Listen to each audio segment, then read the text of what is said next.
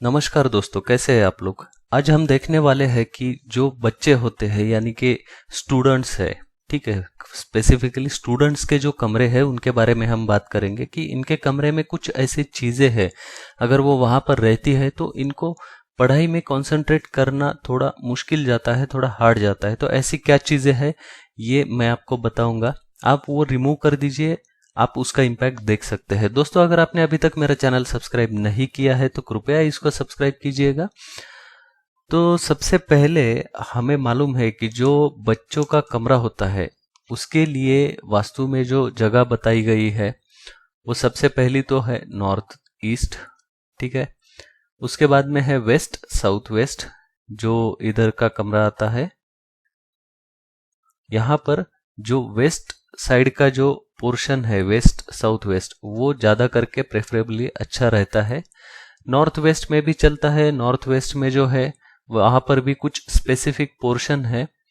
अभी ये चीज़ें आपको लगेगा कि यार ये तो सभी दिशाएं पढ़ाई के लिए चलती है क्या, लेकिन ऐसा नहीं है। अगर आप देखोगे तो हर एक डायरेक्शन के प्रॉपर्टी वाइज हम चूज कर सकते हैं कि बच्चे के लिए कौन सा रूम हम पढ़ाई को दे सकते हैं।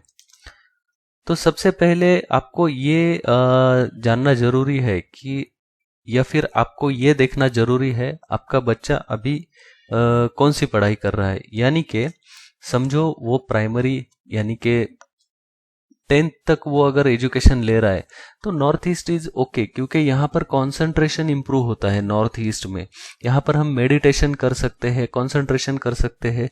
बच्चों में कंसंट्रेशन डेवलप होना बहुत जरूरी है।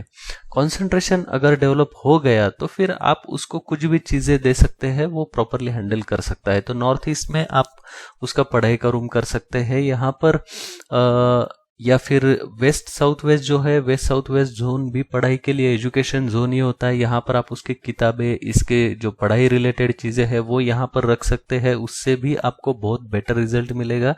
अगर उसको यहाँ पर बैठने के लिए जगह है तो यहाँ पर उसको आप बैठा सकते हैं पढ़ाई के लिए। नॉर्थ वेस्ट जो है ये कुछ स्पेसिफिक जो पढ़ाई है उसके रिलेटेड ही होता है, not for the primary, but उसके आगे जो स्टडीज है उसके लिए आप नॉर्थ वेस्ट सिलेक्ट कर सकते हैं। और स्किल स्पेशलाइजेशन के लिए आप वेस्ट साउथ वेस्ट या फिर साउथ वेस्ट में सिलेक्ट कर सकते हैं। ये तो हो गया कमरे के बारे में। स्टूडेंट के कमरे के बारे में दूसरा वीडियो है मेरे चैनल पे, आप उसमें डिटेल में देख सकते हैं। अभी तो हम सिर्फ बातें करेंगे कि ऐसी क्या चीजें हैं जो बच्चों के कमरे में होगी तो वो पढ़ाई में कंसंट्रेट नहीं कर पाएंगे, ठीक है। तो अभी हम देखते हैं कि नॉर्थ ईस्ट में, जस्ट फॉर नाउ हम कंसिडर करते हैं north east is study room.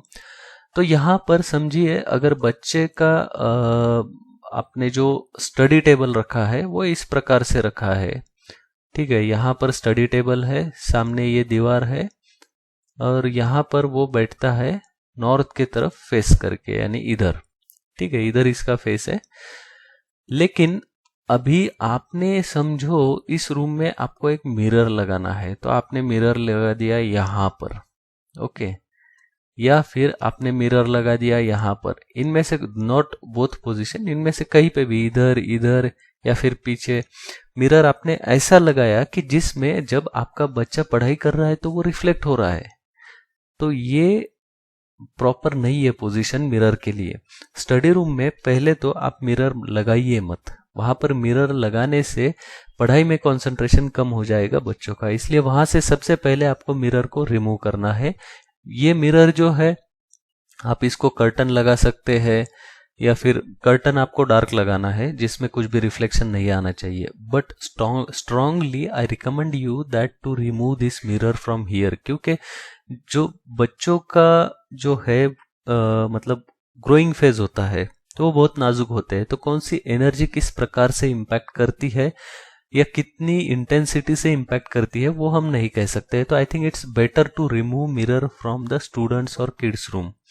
तो ये सबसे पहली बात आपको ध्यान में रखना है, क्या वहां पर मिरर एनी हाउ मत लगाइए, ठीक है। बाकी मैंने आपको बताया है कि अगर है तो क्या कर सकते हैं। इसके बाद में सेकेंड थिंग आपको क्या करना है कि इसका जो स्टडी रूम है, स्पेसिफिकली स्टडी रूम का जो नॉर्थ ईस्ट पोर्शन है या फिर नॉर्थ पोर्शन है और स्टडी टेबल के उधर, यहाँ पर क्लीनिंग करते वक्त जब आप पोछा मारोगे तो उसमें अगर थोड़ा सा सागरी नमक आप डालते हो पानी में तो वो बहुत अच्छा रहेगा, यहाँ से जो है मतलब निगेटिव एनर्जीज कम करने के लिए। जो बुक्स है बच्चों के, बुक्स के लिए अगर कुछ ही बुक्स है तो आप नॉर्थ ईस्ट में यहीं पर रख सकते हैं, बहुत अच्छा रहेगा। अगर ज्यादा बुक्स है तो इस रूम की साउथ वॉल को लगकर आप एक कबर्ड लगा सकते हैं, उसमें वो बुक्स रख सकते हैं। इस प्रकार से आप बुक का अरेंजमेंट कर सकते हैं। या फिर बुक्स के लिए आपको आपका घर में, समझो आपका घर में वेस्ट साउथ वेस्ट में जगह है जहां पर आप बच्चों के बुक्स रख सकते हैं, तो जो बुक उनको फ्रीक्वेंटली नहीं लगते हैं वो बुक आप वहां पर रख सकते हैं। या फिर उनके बुक्स का एक फोटो यहाँ पर आप रखिए जरूर, इसका आपको बहुत अच्छा रिजल्ट मिलेगा। उनका एक आधा पेन पेंसिल कुछ भी यहाँ पर आप रख सकते हैं, जो कि एजुकेशन का डायरेक्शन है। और यहाँ पर स्किल डेवलपमेंट भी होता है, तो आप स्किल डेवलपमेंट मतलब आपके स्किल रिलेटेड भी कुछ चीजें यहाँ पर रख सकते हैं, जो कि आपको बहुत अच्छी मदद मिलेगी। तो सबसे पहले यहाँ पर मिरर नहीं रखना है स्टूडेंट के रूम में। सेकेंड थिंग, यहाँ पर गंदगी नहीं होनी चाहिए। तीसरा, जो बुक्स है वो अगर हेवी है तो वो नॉर्थ ईस्ट कॉर्नर में नहीं रखने हैं, हेवी बुक्स वहां पर मत रखिए। जो बच्चों का बेड है वो बेड अगर आप इस रूम में या किसी भी रूम में ईस्ट की वॉल को लग कर रखते हैं तो वैसा मत रखिए। अगर आपको पॉसिबल है कि वो ईस्ट की वॉल को या नॉर्थ की वॉल को लगकर बेड नहीं रखना है, ये पॉसिबल है तो वैसा मत कीजिए। आप उस रूम के साउथ या वेस्ट वॉल को लगकर उनका बेड रखिए, ये बहुत अच्छा रहेगा। तो ये कुछ वास्तु टिप्स है या कुछ चीजें हैं जो कि बच्चों के रूम में कैसे रखनी चाहिए। यहाँ पर आप फ्रेश फ्लावर्स रख सकते हैं।